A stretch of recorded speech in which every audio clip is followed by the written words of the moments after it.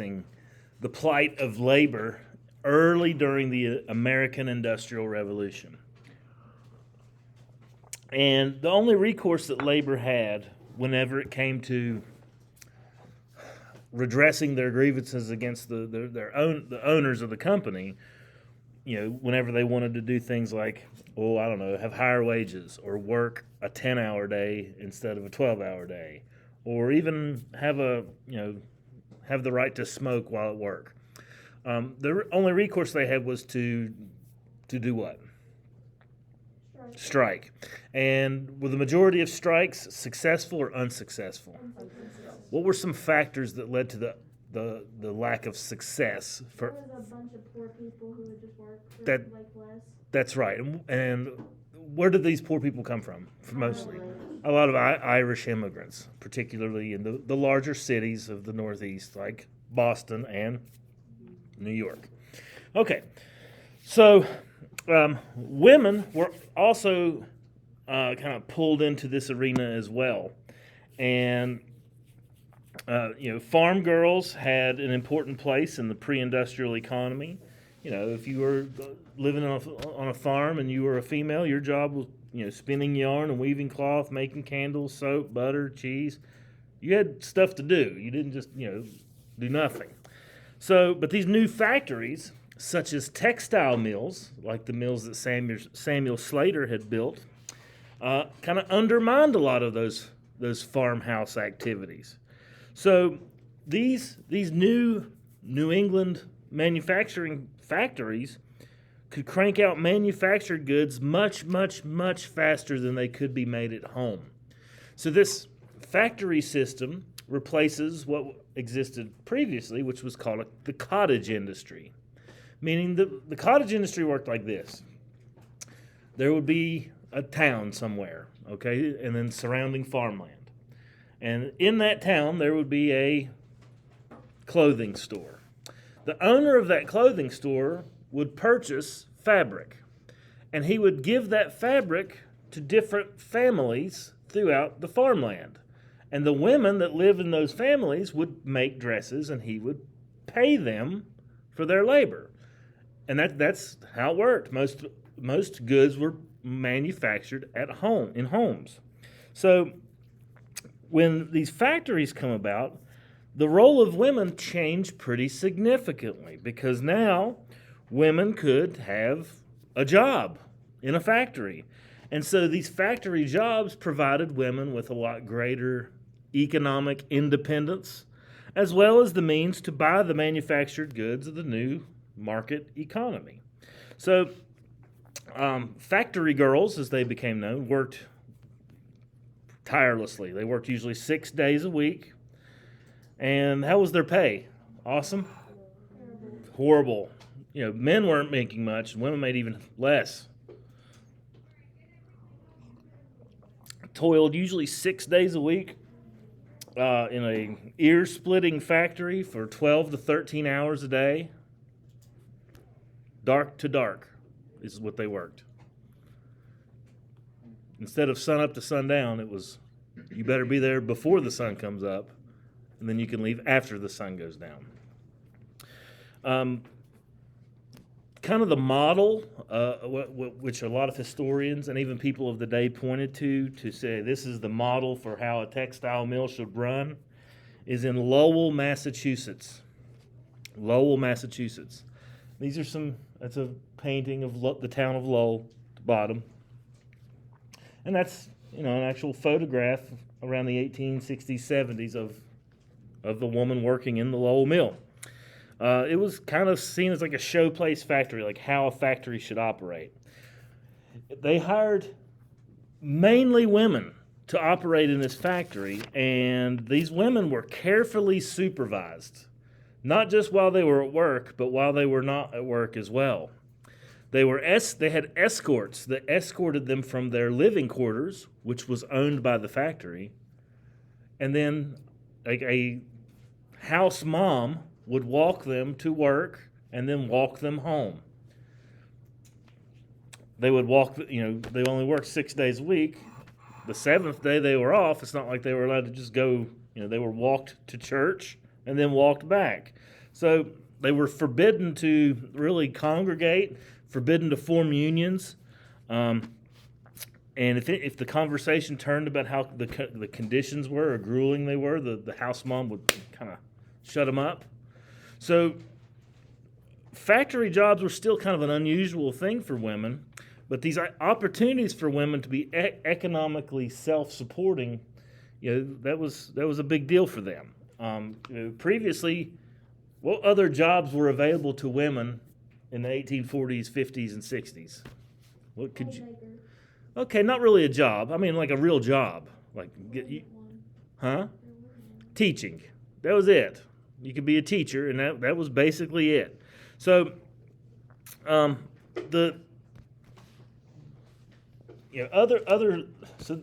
being a textile mill worker was becoming to be like a feminized position, like fabric making. So, do you think these women were married or single? Single. The vast majority of these working women were single. They were spinsters? Not necessarily spinsters. They were just kind of not encouraged to marry and not really given an opportunity to be around men. Why do you think the factory didn't want them around men? Because when you're pregnant, you can't. So they couldn't take maternity leave? Well, let's not think of it as getting pregnant. Think of it as getting married. Because what happened when they would get married? They had a husband. It would be a shame to the man if his wife had to work. That was the time period that we were living in, and so that would be bad for the factory because they would lose their labor force. But and when these women, ultimately they're going to marry. And upon marriage, they left their paying jobs and took up their new work without pay as wives and mothers. So, in the home, they were enshrined in this new way of thinking. It was called the cult of domesticity. Cult, like a cult of domesticity. What's the word domesticity mean? Domestic.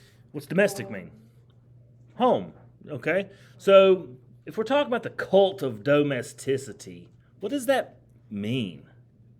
Does that sound like a good thing? All right. So what does it sound like? Say it again. They all stayed home. Yeah. Is that okay? No. Why? Degrading. Kinda. Yeah. Yeah. Like, if I were to say, oh, well, that's in the sphere of women's work. No. Sounds horrible, doesn't it? Yeah. Now, I don't agree with any of this. I'm a pro-human. I don't think anybody's less than anybody else. But 1840s, 50s, 60s, all up to the 20th century America, women were seen as less than men. And that, saying things like, oh, that's women's work. What would a horrible, rude man that would say something like that be alluding to? What would be considered woman's work? Like Taking care of the kids, raising the children, even like disciplining the children sometimes. Like, that's women's work. Okay. Like that in most countries at that time? I can't say most, but I would definitely say America for sure. So the sphere of a women's world, that would be like what the cult of domesticity is talking about. Okay, now as a result of this, women saying, I have a new role. My role is to be the person in the family, take care of the children. Now, chances are that mom was working in a factory, do you think dad's working on a farm or what? Do you think dad's doing? He was probably also working in a factory, and so what does that mean for the family? How does dad make a living? And so is he is he farming? No. So he's getting paid a wage, and therefore that he uses that money to buy the things his family needs. So it's not like if we live on a farm, we just grow more potatoes if we have more children. So what do you think happens to the size of families? They get smaller. Why do they get smaller? Because having less kids is cheap. Children are expensive. So you see the size of families very strikingly begin to shrink. By the end of the 18th century, the average household had an average of 6 people. Previous to that was like 14. Okay, so literally the birth rate dropped by half. Even today, what is the birth rate today? Isn't it like 2 to 3?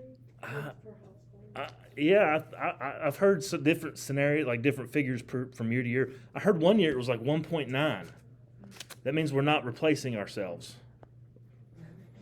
Because, it has to be 2 in order for the human race to replace itself. How is it 1.9? It's an average. Yeah. Oh. Yeah. Okay. All right. So the birth rate began to shrink. Now it's kind of a weird topic to talk about, but why do you how?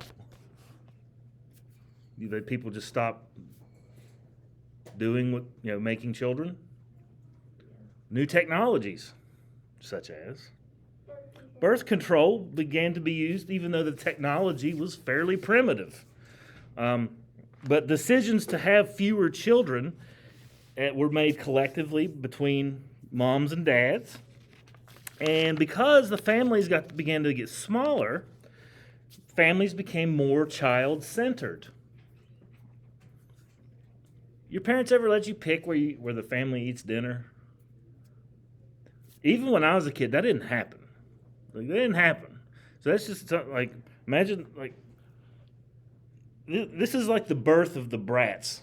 The birth of the brats. Okay? So smaller families, in turn, meant more child-centered families. And you can just imagine it. Are you going to get more attention if you have 14 brothers and sisters or if it's just you? Obviously, if it's just you, or maybe even one other brother and sister. So when Europeans would come and visit the United States, they often complained about the unruly behavior of American children. So even though American parents may have increasingly began to spare the rod, meaning not discipline their children as much, it was not uncommon to still have children be disciplined pretty harshly, only given bread and water for dinner. You ever heard that one? Parents ever threaten that one with you? You just get bread and water? Yeah, me too. They never followed through with it.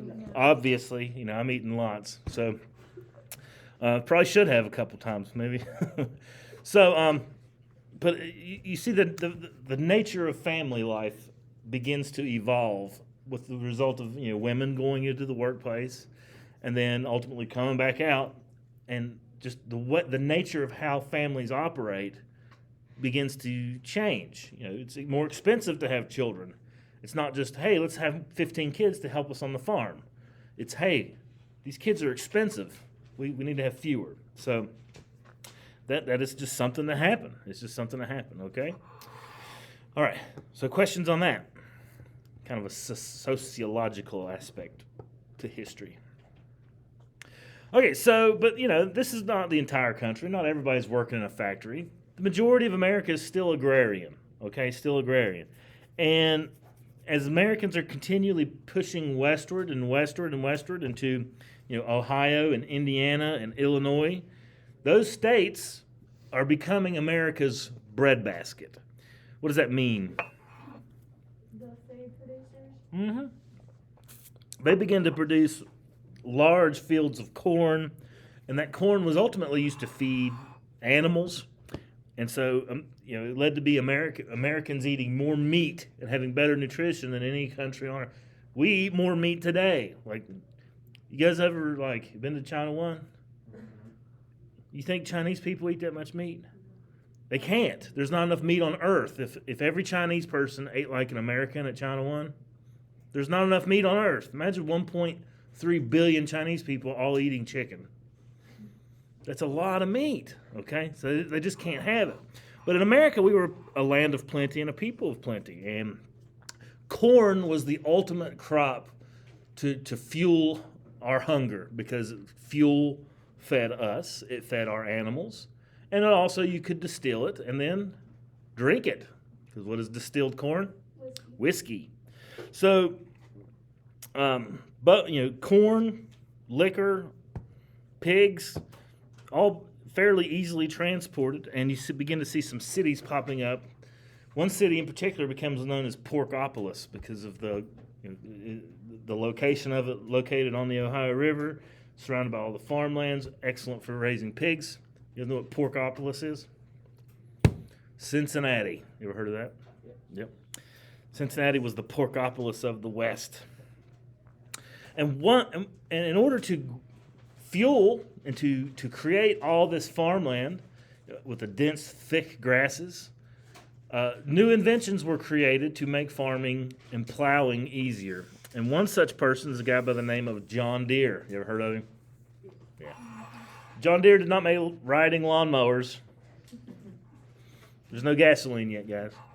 But he does invent a steel plow. Why is the steel plow better than the wooden plow? It's stronger.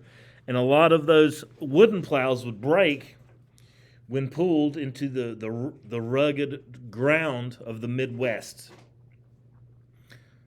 But the steel plow broke through the stubborn soil.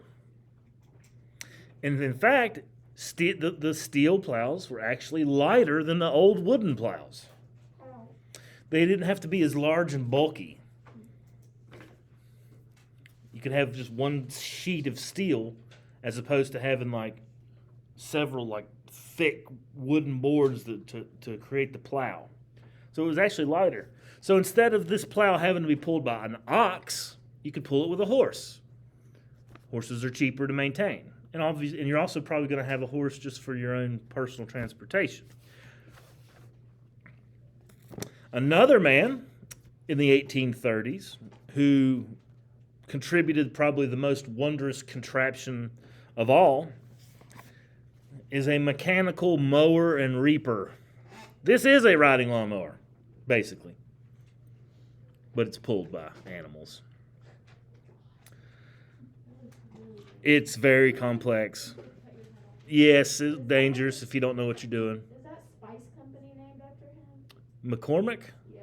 I don't know. It could be. I'm not saying, I just don't know. But he created the mower reaper, a horse-drawn machine, which was, it was like, as the cotton gin was to southern planters, the mower reaper was to Midwest farmers. Are lawnmowers named after him? I don't know, man. I know there's lawnmowers named after John Deere. Maybe they got it backwards. Okay. So no other American invention cut so wide a path, literally. It made ambitious capitalists out of farmers. Try to plant as much as they could. Okay? So that's a couple technologies that change America for the better. But also, this is still a time period where the Whig Party's still, in power. You got William Henry Harrison as president, and John Tyler and Henry Clay still very much involved. And they're still trying to put forth that American system. You remember the American system? What were the three aspects of the American system? Banking, internal improvements, and internal improvements, infrastructure, a protective tariff. All right, so let's focus on the internal improvements, the infrastructure, for a bit. So we got these new, we got the German immigrants coming, and they're bringing their Conestoga wagons. We need to be able to get our, all these new goods and products that we're creating, and all this technology that we have, and this massive production of food and grain and meat. We got to be able to move that stuff around. And so you begin to see some roads being built. And money is going toward the development of these roads. One such road is like the Cumberland Road, which goes from Cumberland, Maryland, all the way to Vandalia, Illinois, including parts of present-day West Virginia. Wheeling was actually a major stop along the road. Another was the Lancaster Turnpike, which was a promising improvement. Now, it's called a turnpike, so what does that mean? If you're traveling on a turnpike, what does that road have that makes it different than other roads? It has a toll. So why are toll roads called turnpikes? Because people what? Turn around on them. I don't know. Okay, that's a good guess. It actually goes back to medieval Europe. Yeah. Whenever the king authorized a road to be built, is that cheap, building roads? It's pretty expensive. He would have the road built, and then he would put soldiers on it, and those soldiers were armed with what kind of weapons? Pikes. What's a pike? It's a big long spear. Big long spear. And they would stand on the road. And they say, you want to travel on the king's road, you got to pay the toll. And so you paid the toll, and then what would they do with their pikes? They would turn them away from you. Turnpike. That's where the name Turnpike comes from. Okay? So, the Lancaster Turnpike, which ran through Pennsylvania, you may have been to Lancaster? It's like Amish country. Okay? Lancaster Turnpike's still there. It's a hard surfaced highway that goes from Philadelphia, Pennsylvania to Lancaster, out in the Amish country. So, and as drivers approached the toll gate on the Lancaster Turnpike, there would be a barrier of sharp pikes, not like soldiers standing there, but like a mechanical device of pikes, like today's equivalent of the arm. And then whenever they paid the toll, the pikes would turn away, and hence the term turnpike. Fortunately, there are no pikes on the West Virginia Turnpike. Okay? Now, not only was this road important and successful in being built, but it was a good investment. Like, people that invested in the turnpike got a 15% return on their initial investment. That's massive. That's a big return. So it began to attract rich trade to Philadelphia and touched off a turnpike building boom. And turnpikes began to be built all throughout America, which stimulates more development. When you have roads, that's better. That's important. I mean, imagine, think of Coal City. Is there even a fast food restaurant in Coal City? No. What about Beckley? Yeah. Beckley has 2 turnpikes. You think that might be a reason? What do you think about the property value of Chick-fil-A off Harper Road? What do you think? Is that a cheap piece of land or expensive? Very expensive. Why? Because it's located right beside the turnpike, the interstate. Okay? So whenever people began to build these turnpikes, it made land more valuable. And so you begin to see some more speculation on that as well. So, but all of this, it's making money. It's improving our economy. It's developing our nation. And we're not done. Like, our nation is still huge. There are parts of our country you can go where people don't live. It's big. Wyoming, parts of the Dakotas, Montana, wide open spaces. Okay? So, heck, even parts of West Virginia. Yeah, not that anybody wants to come here anyway. All right? So, road building, big business. And it was good for our country. Now, there were also some other ways in which we could transport things that had already existed, but new technologies allowed us to use the already those means differently. And one of them was called steamboats. Steamboats were invented around 1807 by a man named Robert Fulton. And people were like, you can't make a boat that travels on steam. And people were like, this guy building this Claremont, this Robert Fulton, it's never going to work. They called his boat Fulton's Folly. Like, you're a loser. Ultimately, though, he proves them wrong when his Claremont is able to travel 150 miles upriver in 32 hours. Something that had never been done before. Travel against the current of a river and make it in such good time. How did they get upriver if they couldn't use steam? Paddles. They paddled? Sometimes. Or sails if they got the wind. Tough. Okay? Or they just didn't. So the steamboat was a sensation. People could throw who needs wind? Who needs waves, tides? You can go upstream. You don't have to go downstream. So within a few years, Robert Fulton changes America's navigable streams completely into a two-way road on the water. And the cool thing about boats is you can put really, really, really heavy stuff on a boat.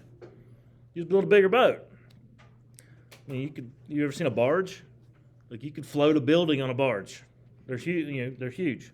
So it literally helps America to double our carrying capacity. And the bigger the rivers, the more popular they were. So the Mississippi became even more valuable because it was very navigable. The Ohio River, very important. Even the Kanawha River, the Monongahela, just to give you some rivers in our area. So steamboats, very important because you could travel upriver. Okay, now because of these steamboats now able to move, wouldn't it be nice if we could create more places for these steamboats to go? But what do you got to have, really?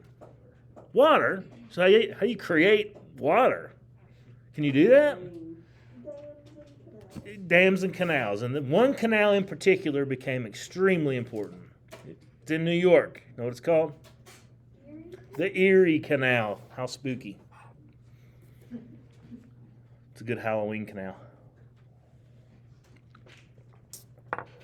All right. Obviously, it's called the Erie Canal because it connects Lake Erie to the Hudson River. All right. I'm going to pull my map down and show you some stuff on this map.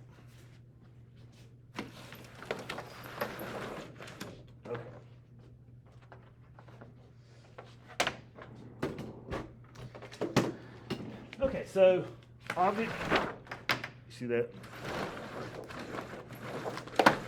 Come on, map. I can never do it again. Okay, so here's Lake Erie. All right, so if that's Lake Erie, this is the Hudson River.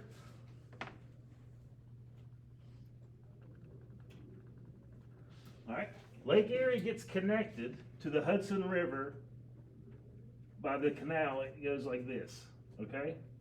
So they had to dig an enormous ditch from Albany, New York, all the way to Lake Erie, like where Buffalo is, okay? Why is this so important? What's the big deal? They digged a lot. Okay, they had to dig a lot. What happens when it's done? What are the implications of that? It floods. Well, maybe. Water. Think of good things. It brings in, you can travel faster. Yeah. You don't have to go all the way around. Right. Where does the Hudson River meet the ocean? New York City. Okay? And that means the Hudson River ultimately, it means it meets the ocean. So you could live in Chicago, put your goods on a boat, and get them to the ocean. You could live in Chicago and ship stuff all over the world. So that's really good news for the people all around these lakes. Detroit, Toledo, Cleveland, Chicago, big cities today. And those cities all got a boost as a result of the completion of the Erie Canal. Not to mention New York, because all that stuff is coming out of the port in New York. Also, not to mention everywhere else on Earth that ships stuff, they too can just cruise right into the Great Lakes. Okay? So it really helps our market economy. It's all good for the American expansion and American wealth. Anybody know the nickname for the Erie Canal? It's named after the governor of New York who ordered it to be done. His name was Governor DeWitt Clinton, and they called it Clinton's Big Ditch. Clinton's Big Ditch. Have to be very careful. All right. Okay. What do you think the greatest advancement in transportation was that completely revolutionized America? Trains. Yeah, choo-choo trains. Choo-choo trains. The Iron Horse. The most significant contribution to the development of of our economy proved to be the railroad. It's fast. It's reliable. It's cheaper to build a railroad than a canal. No digging required, really. And it gets you money because you can work for the railroad. That's right. And it doesn't, in the middle of January, you can still operate it. The thing about water is once it gets below freezing, it's not good for boat travel. And if you haven't noticed, the Erie Canal, kind of near Canada, kind of cold, okay? Yeah, it's going to be frozen. So railroads do not freeze over in the winter. So you're able to go almost anywhere, defied terrain, weather.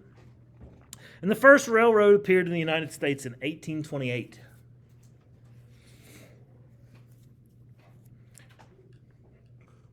That does not mean that's when the railroads were invented. Europe had railroads long before us. First railroad was what? 1828 in America. In America? Uh-huh. Yeah, the first railroad. Mm-hmm. And by 1860, only 32 years later, there were 30,000 miles of railroad track. 30,000 miles of railroad track. You said about 1860? By 1860. What year did the Civil War start? 1861. Okay? So, at first, railroad faced pretty strong opposition. Who would be opposed to having railroads built? Why on earth? Farmers? Maybe. Who else? How about people that invested heavily in canals? Yeah, they don't want to see any competition. So even in 1833, there was actually like a piece of legislation put through the New York State Legislature to prevent any railroads from being laid in their state. Like, can you imagine New York without a subway? Yeah, but obviously it didn't pass. It was temporary. It only lasted temporarily. But early railroads, it was like any new technology. It was pretty dangerous. Sparks that came off the metal clanking and the coal burning fire, produced sparks that set fire to haystacks and houses. They hadn't quite figured out, who's going to use the track. So head-on collisions were not an uncommon thing. So yeah, Common? yeah, Didn't they used to do that for fun though? Yeah. Like put on shows? Yeah. and trains just ran into each yeah, other? but also accidents. Also some accidents would occur. Gotta do what you gotta do. Yeah. Brakes were not really good. Braking technology, pretty feeble, so it was not uncommon for a train to try to pull into the station and miss it, and then back up and miss it again. Like miss the station twice in one turn. So arrival and departure times were difficult, but they eventually get it figured out. Like if you go to a railroad station today and the train says it'll be there at 9:12 a.m., it's going to be there at 9:12 a.m. All right. Gauges begin to get better, and better brakes emerge, and safety devices were adopted, and eventually trains become the most important way of transportation for not only goods and services, but for people as well. You can still take a train. The train, Amtrak, they lose money every year. It's like it's almost like government subsidized, like they have to operate, but. What's that one train that goes to the Greenbrier?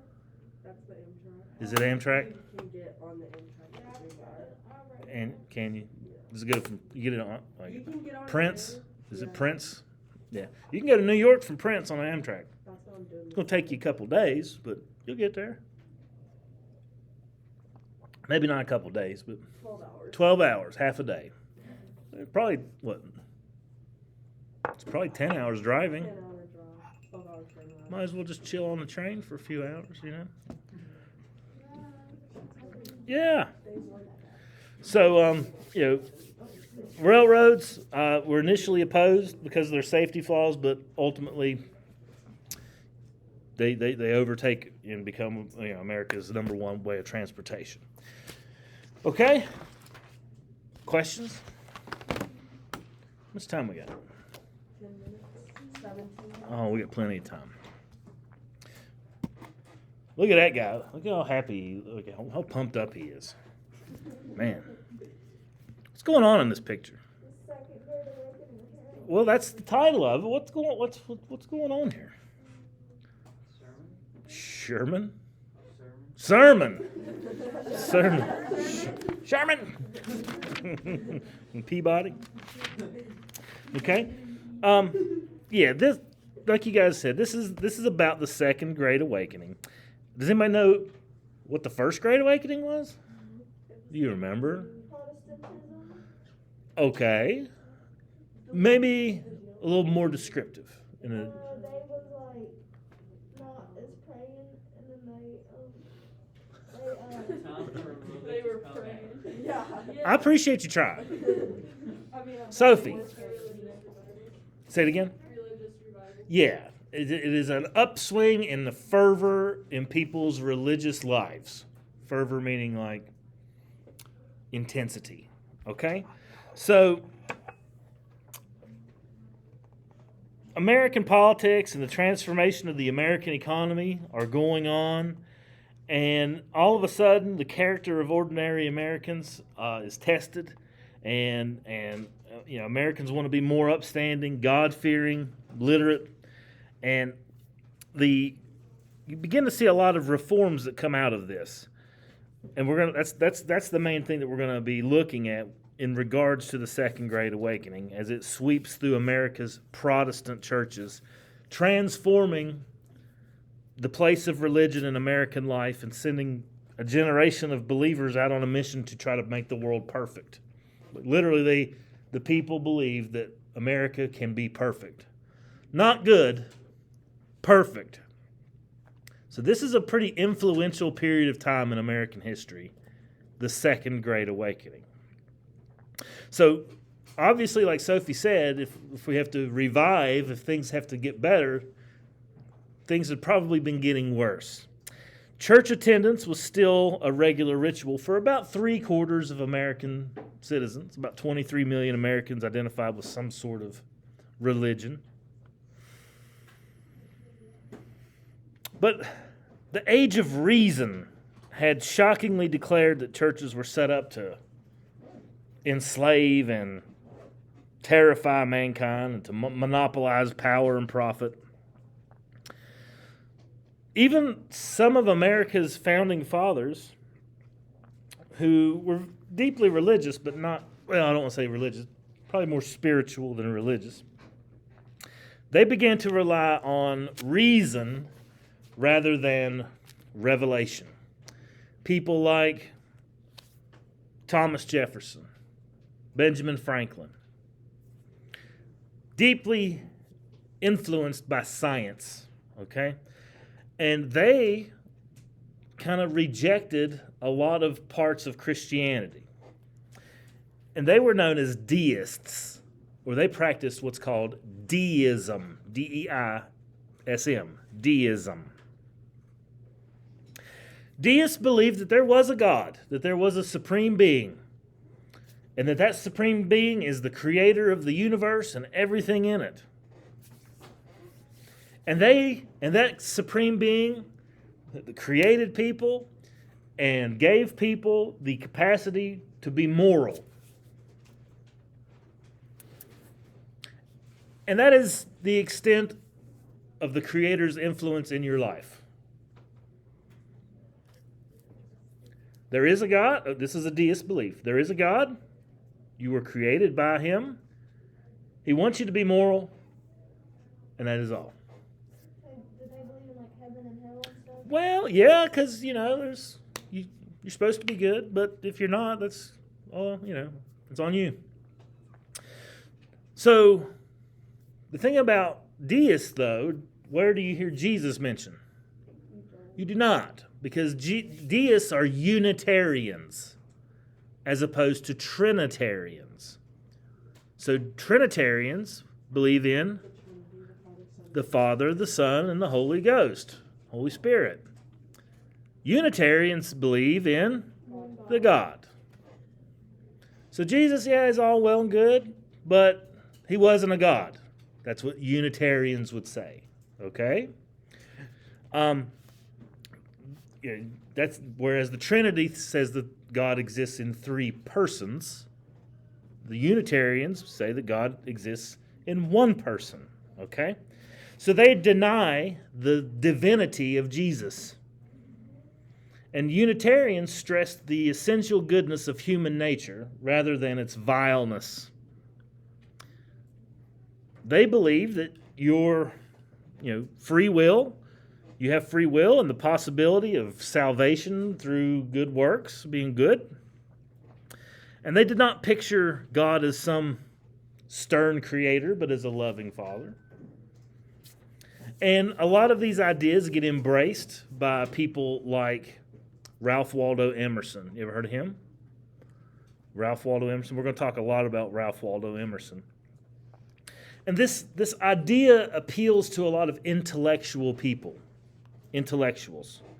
whose rationalism and optimism contrasted sharply with the old way, the old Calvinist beliefs, the hellfire doctrines of Calvinism. If you don't act right, God will come and get you. Whereas these guys are like, God loves you and wants you to be good. And if you mess up, he's still going to love you. So very contrasting differences. Okay?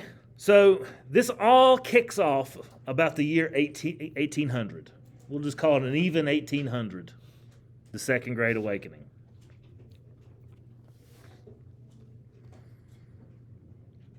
Now, the First Great Awakening was around 1700, so about a century in between the two. And the Second Great Awakening is one of the most momentous episodes in the history of American religion, because it's like a tidal wave of spiritual fervor leaves a bunch of converted people in its wake.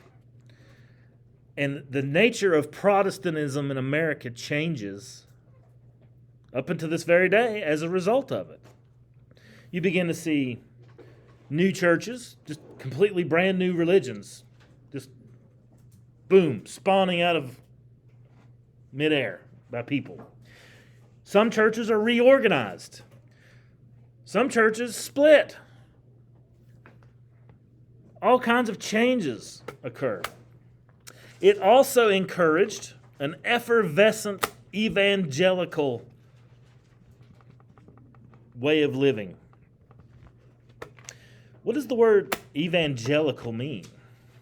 Like an evangelist, like they go out and like tell you what to do, like kind of like a missionary. Kinda. They want to see change. That's what an evangelist does. To evangelize someone is to convince. It's very similar to proselytism, or proselytizing. Proselytizing is a little more aggressive. But evangelizing is informing to make change. That's all it means. So, the change that a lot of people want to see, or the change that ultimately occurs over the next century, and really century and a half, that comes out of the Second Great Awakening, are changes in things like prison reform, education, temperance movement,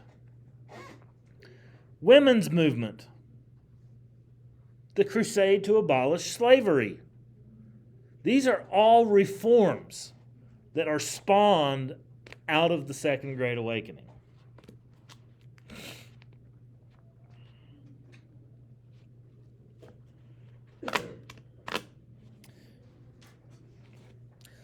So, how does the Second Great Awakening go about spreading how do they go about evangelizing people? Good guess. Camp meetings. Oh, church camp. Camp meetings. It was spread to the masses on the frontier by huge camp meetings. It was not uncommon to have as many as 25,000 people gather at a campsite for several days and drink in the hellfire gospel of an itinerant traveling preacher. And thousands, like you can see in the background, the campsite, look at all those tents set up. And thousands of spiritually starved souls got religion at these gatherings. And it was an extremely emotional thing. It's all about in here. It was not uncommon to see frenzies of rolling around, people dancing, barking. I'm not kidding. Very emotional. So they're just having an apostolic church, basically? I'm not, They're just having a dog. all right, so now, at the time, these people were feeling the Spirit, feeling good. And many of them, of course, when they returned home, they backslid into their former ways. But before it did, these revivals boosted church attendance and stimulated a variety of humanitarian reforms, like we mentioned.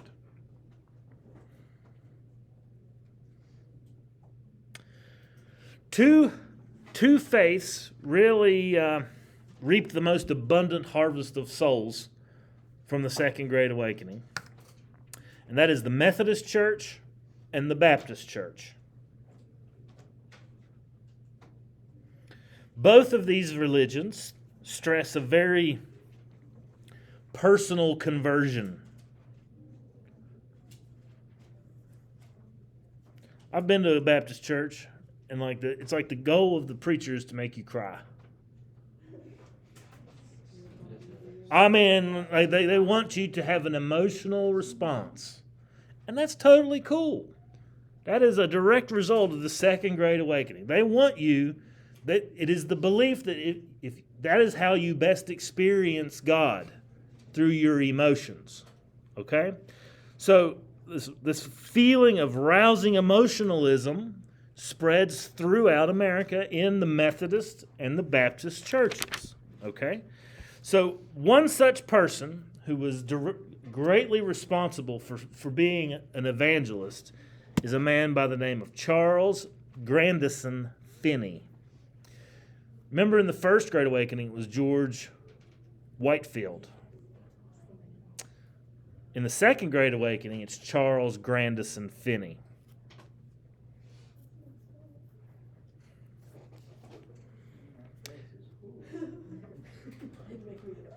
Good looking guy, man. What are you talking about? You really give me an emotional feeling there.